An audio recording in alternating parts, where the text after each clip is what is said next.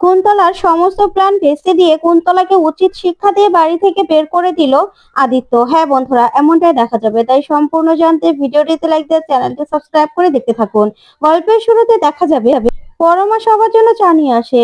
তখনই গায়ত্রীকে চা দিলে গায়ত্রী বলে, পরমা, অভ্র কোথায়? তখন পরমা বলে, মা, ও তো ওর বন্ধুদের বাড়িতে গেছে। তখনই গায়ত্রী বলে, ও এখনো বাড়ি ফিরেনি? কি জানি ছেলেটা কি করছে কে জানে। তখনই দেখা যাবে সঞ্চারী বলে, কি জানি বড়দা যে কি করতে চাইছে কে জানে, এত সুন্দর একটা বউ থাকতে কেন যে বাইরে বাইরে থাকে সেটাই তো বুঝতে পারি না। তখনই গায়ত্রী বলে, শোনো সঞ্চারী, তোমাকে না আর এসব নিয়ে ভাবতে হবে না, বুঝতে পেরেছো? তুমি এসব নিয়ে একটু মাথা কমই ঘামাও। তখন সঞ্চারী চুপ হয়ে যায়। তারপরে দেখা যাবে ইন্দ্রাণী পরমাকে বলে, আচ্ছা পরমা, তুমিও তো অভ্রকে একটু জিজ্ঞাসা করতে পারতে। তখনই দেখা যাবে গায়ত্রী বলে, একদম না ছোট, আমার বৌমাকে তুই এসব কথা বলার সাহস কোথা থেকে পাস? হ্যাঁ, আমার বৌমাকে একদম এসব কথাগুলো বলবি না। আর বাড়ির সবাই কোথায় সেটাই তো বুঝতে পারছি না। তখনই আদিত্য সেখানে এসে দাঁড়ায়। তখন আদিত্য বলে, আমি বেরোচ্ছি। তখনই গায়ত্রী বলে, আচ্ছা আদিত্য, তা তোমার বউ বউ কোথায়? সে তো আমার বড় বাড়ির মেয়ে, এখনো কি ঘুম ভাঙেনি তার? তখনই দেখা যাবে সুদীপা বেরিয়ে আসে আর এসেই বলে, না, আমি রেডি হচ্ছিলাম, আসলে আজকে আমার মেডিকেল কলেজে ভর্তির সময় তো। তখন এই কথা শুনে অবাক হয়ে যায় সবাই। তারপর দেখা যাবে সুদীপার পিসি আদিত্যকে বলে, জামাই, তুমি চলে যাচ্ছ, তাহলে আমাদের মেয়ে কি করে যাবে? তখন আদিত্য বলে, আমি গাড়ি পাঠিয়ে দেবো। তখনই অংশু একটা জোরে ধমক দেয় সুদীপার পিসিকে আর বলে, আপনি কি ভেবেছেন আমার ছেলেকে আপনাদের মেয়ের দাসীবাদী নাকি, যে ও নিয়ে যাবে আবার দিয়ে যাবে?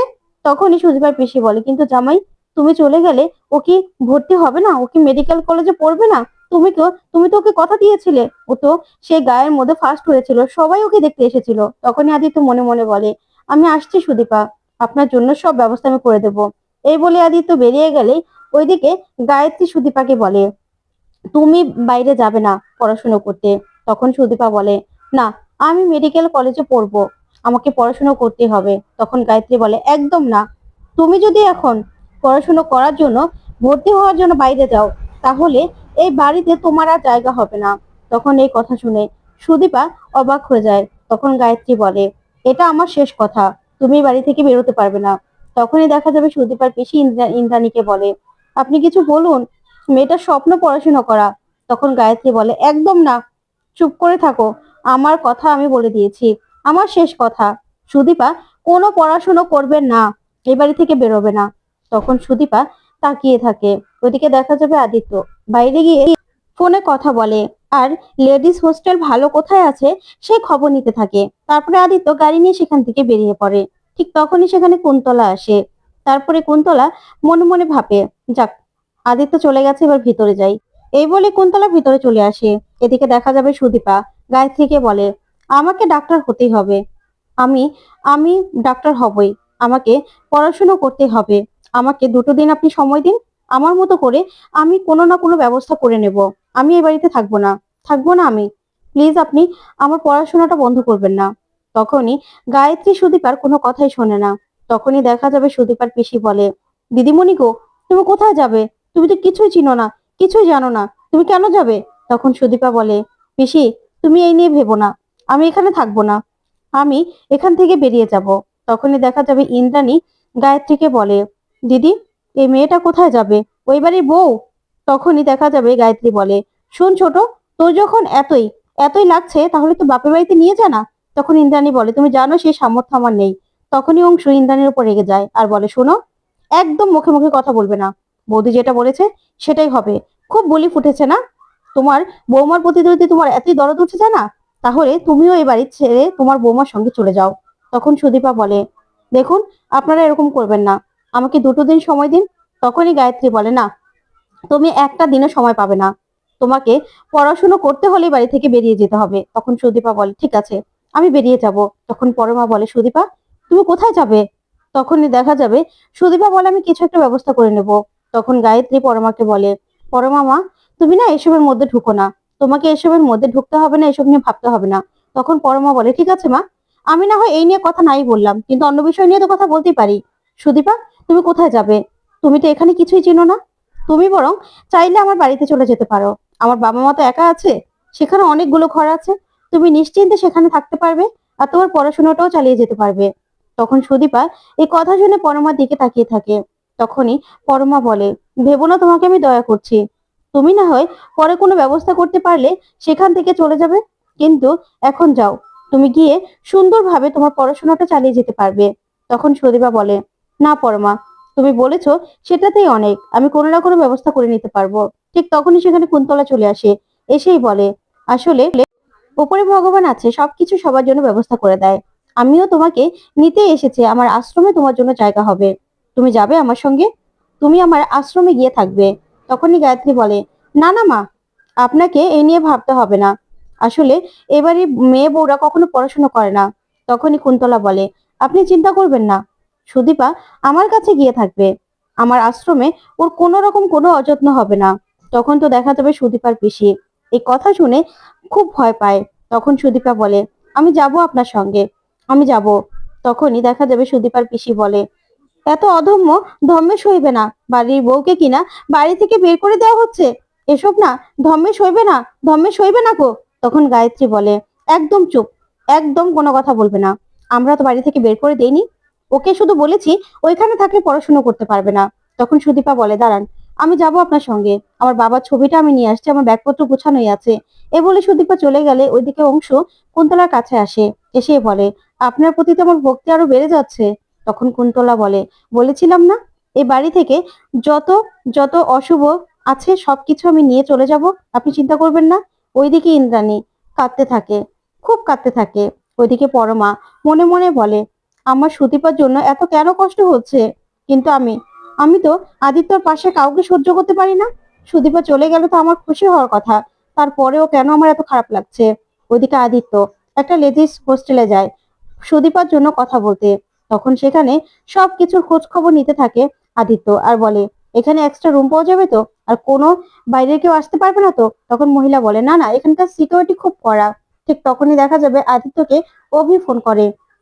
অভি ফোন করলেই সবটা জানায় আদিত্যকে। তখন আদিত্য বলে, কি বলছিস তুই, আমি দাঁড়া, এখনই আসছি। এই বলে আদিত্য ফোনটা রেখে দেয়। ওইদিকে সুদীপার পিসি মনে মনে বলে, চলে যখন যেতে হবে কতগুলো কথা না বলে চলে যাব না। তখন দেখা যাবে সুদীপার পিসি বলে, এগুলো না ধম্মে সইবে না, বাড়ির বউকে কিনা এই বাড়ি থেকে বের করে দেওয়া, এর না ফল আপনাদের পেতেই হবে, পেতেই হবে, আপনাদের ফল পেতে হবে। তখনই দেখা যাবে গায়ত্রী বলে, একদম চুপ, একদম কথা বলবে না। তখন অংশু বলে, একদম চুপ করুন, একদম এ বাড়িতে কোনো বাড়াবাড়ি করবেন না, এ বাড়িতে আপনার মেয়ের কোনো জায়গা নেই। ঠিক তখনই সেখানে আদিত্য পৌঁছে যায় আর বলে, সুদীপা এখান থেকে কোথাও যাবে না। তখন তো খুশি হয়ে যায় সুদীপার পিসি আদিত্যকে দেখে। তখন আদিত্য এসে সুদীপাকে বলে, সুদীপা আপনি কোথাও যাবেন না। তখন সুদীপা বলে, মানে? তখন গায়ত্রী বলে, আদিত্য তুমি এটা কি বলছো? তখন আদিত্য বলে, হ্যাঁ বড় মা, আমি আমি সুদীপাকে বিয়ে করেছি, সুদীপার দায়িত্ব নিয়েছি, তাই সুদীপাকে যদি এই বাড়ি থেকে বেরিয়ে যেতে হয় তাহলে আমাকে ওই বাড়ি থেকে বেরিয়ে যেতে হবে। সুদীপা যদি আশ্রমে থাকে তাহলে আমিও সুদীপার সঙ্গে আশ্রমে চলে যাব, আমিও এই বাড়িতে থাকতে পারবো না। তখন এই কথা শুনে গায়ত্রী রাগান্বিত ভাবে আদিত্যর দিকে তাকিয়ে থাকে। তখন আদিত্য বলে, হ্যাঁ, সুদীপা আমার স্ত্রী, আমার উপর ওর উপর দায়িত্ব রয়েছে, ও আমার অগ্নি সাক্ষী করা বউ।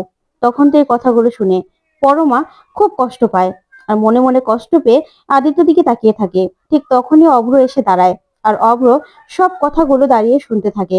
তখন আদিত্য বলে, হ্যাঁ, একজন মেয়েকে, একজন মেয়ে যদি পড়াশোনা করার জন্য এই বাড়ি থেকে বেরিয়ে যেতে হয় তাহলে তাহলে আমি আমি নিজেও এই বাড়িতে থাকতে চাই না বড় মা, থাকতে চাই না। একজন মেয়ের অবশ্যই পড়াশোনা করার অধিকার আছে, আর আমি আমি সুদীপার পড়াশোনার দায়িত্ব নিয়েছিলাম। আমি বলেছিলাম যে সুদীপা পড়াশোনা করবে, আর যে এত ব্রিলিয়েন্ট, এত পড়াশোনায় ভালো, সে পড়াশোনা কেন করবে না, কেন করবে না? তখন তো এই কথা শুনে গায়ত্রী বলে, আদিত্য তুমি আমার মুখে মুখে কথা বলছো, হ্যাঁ? তখন অংশু বলে, আমার ছেলে, আমার ছেলে হয়ে তুই এইভাবে মুখে মুখে তর্ক করছিস? তখন আদিত্য বলে, কেন বাবা, আমি তো আমার দায়িত্ব পালন করছি, আমার স্ত্রীর প্রতি আমার দায়িত্ব রয়েছে, সেই দায়িত্ব আমি পালন করব না? ওইদিকে সুদীপার পিসি ভগবানের কাছে প্রার্থনা করতে থাকে। ওইদিকে পরমা মনে মনে বলে, কেন আদিত্য, কেন তুমি সুদীপাকে আটকাচ্ছ? তোমাদের মধ্যে যদি কোনো সম্পর্কই না থেকে থাকে তাহলে কেন আটকাচ্ছ, কেন যেতে দিচ্ছ না? শুধুমাত্র আমার জন্য? ওইদিকে দেখা যাবে অভ্র বলে, আচ্ছা, আদিত্য তো কথা বলছে, ও তো দায়িত্ব নিচ্ছে। তখন অংশ বলে, বড়রা কথা বলছে তো, তখন অব্র বলে, আদিত্য বড়দের মতো করে দায়িত্ব নিচ্ছে। তখনই গায়ত্রী বলে, দাঁড়াও, আমি যেটা বলছি সেটা শোনো। আমি আমার কোনো কথার মূল্য নেই, তাই না? তখন ইন্দ্রাণী বলে, আদিত্য বাবা, আজকে তুই তোর মায়ের মাথা উঁচু করেছিস। এ বাড়িতে কোনোদিনও আমার কথা কেউ শোনেনি, কোনো কথার মূল্যই ছিল না। তবে তুই আজকে আমার আমার কথার মান রেখেছিস। তখন তো খুব খুশি হয় সবাই।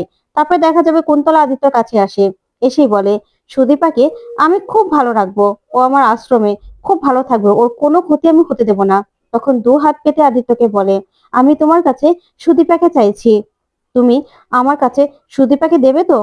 তখনই আদিত্য কুন্তলার মুখের উপর বলে ওঠে, অগ্নি সাক্ষী করে আমি আমার স্ত্রীকে বিয়ে করেছি, সুদীপাকে আমি বিয়ে করেছি। আপনার সঙ্গে সুদীপার বিয়ে হয়নি যে আমি আপনার কাছে সুদীপার দায়িত্ব দিয়ে দেব।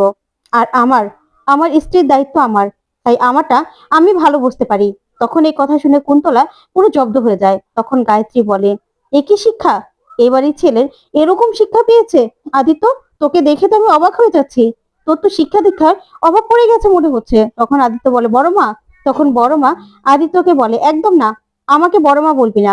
তখনই সুদীপা বলে, মিস্টার চৌধুরী, আপনি কেন আমার জন্য এত ভাবছেন? তখনই আদিত্য বলে, সুদীপা, আপনি একদম চুপ করুন, আপনি আমার মুখের উপর একদম কথা বলবেন না, আমি কথা বলছি তো। তখনই সুদীপার পিসি বলে, দিদিমণি, তোমার স্বামী কথা বলছে তো? তারপরে গায়ত্রী বলে, আমি তো বুঝতে পারছি না, আমাদের বাড়ির ছেলে হয়ে তুই এরকম ভাবে আমাদের সঙ্গে কথা বলছিস। তখন আদিত্য বলে, কেন বড় মা? আমি আমার বউ যদি এই বাড়িতে না থাকতে পারে, তাহলে আমি কেন এই বাড়িতে থাকবো বলতো? আমি তো আমার বউয়ের সঙ্গে চলে যেতে চাইছি, তাহলে আমাকে তো বেরিয়ে যেতে হবে। আমার বউয়ের যদি এ বাড়িতে জায়গা না হয়, আমি যাকে বিয়ে করেছি তার জন্য জায়গা না হয়, তাহলে আমি এখানে কেন থাকবো?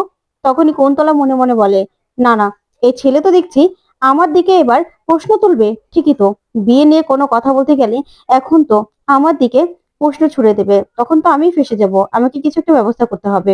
তখনই কুন্তলা বলে, আমি ভেবেছিলাম সুদীপাকে আমার কাছে নিয়ে গেলে আদিত্য ঠিক সুদীপাকে ফিরিয়ে আনতে যাবে। এখানে তো দেখছি সুদীপাকে আদিত্য নিজে আটকে দিচ্ছে।